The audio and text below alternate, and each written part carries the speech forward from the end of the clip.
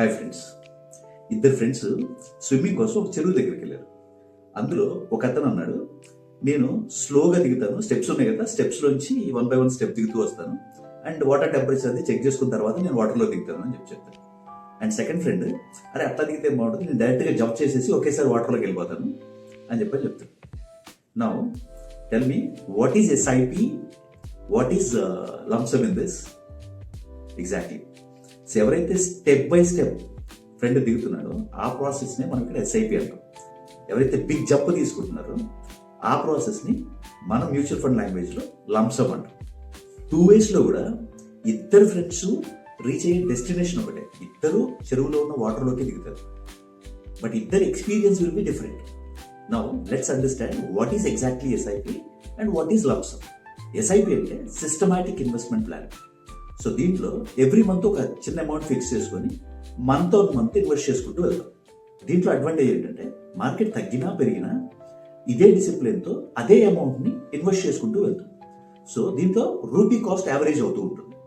దానివల్ల కొంచెం మనకి అడ్వాంటేజ్ ఉంటుంది.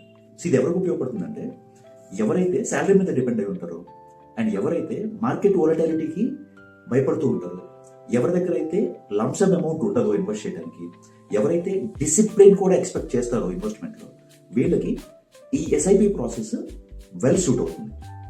అండ్ లంసమ్ అంటే ఏంటి? లంసమ్ అంటే మన దగ్గర ఉన్న ఒక లార్జ్ అమౌంట్ ఒకేసారి ఇన్వెస్ట్ చేయడం. అంటే సపోజ్ ఇప్పుడు నా దగ్గర ఒక 5 లక్షలు ఉంది, లేదంటే ఒక 10 లక్షలు ఉంది. వీటిని తీసుకెళ్ళి నేను మార్కెట్కి ఎక్స్పోజ్ చేయాలి, సో కొంచెం రిటర్న్ తీసుకోవాలి దాని నుంచి, లేదు ఎస్డబ్ల్యూపీ పెట్టుకోవాలి. ఎస్డబ్ల్యూపీ అంటే సిస్టమాటిక్ విత్డ్రావల్ ప్లాన్. దీని గురించి ఇంకొక వీడియోలో ఎక్స్ప్లెయిన్ చేస్తాను. సో ఇలాంటి కేసుల్లో ఆ అమౌంట్ తీసుకెళ్ళి మనం మార్కెట్కి ఎక్స్పోజ్ చేస్తాం.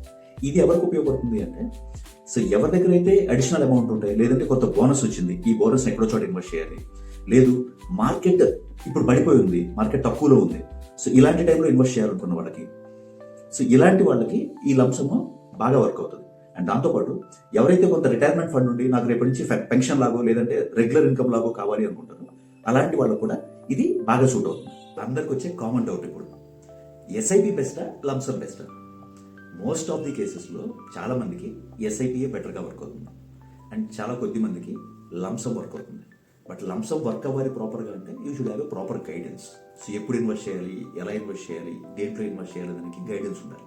అప్పుడు లంసమ్ కూడా వర్క్ అవుతుంది. సో ఫైనల్గా SIP builds wealth, but lumpsum accelerates your wealth. Best strategy ఏంటంటే మిక్సింగ్ ఆఫ్ దీస్ బోత్. రెగ్యులర్గా ఎస్ఐపి చేస్తూ ఎప్పుడైతే మార్కెట్ డౌన్లో ఉంటుందో లేదంటే ఎప్పుడైతే మనకు ఒక కొంత అమౌంట్ వస్తుందో ఆ టైంలో లంసమ్ ఇన్వెస్ట్ చేయడం, this is the best strategy.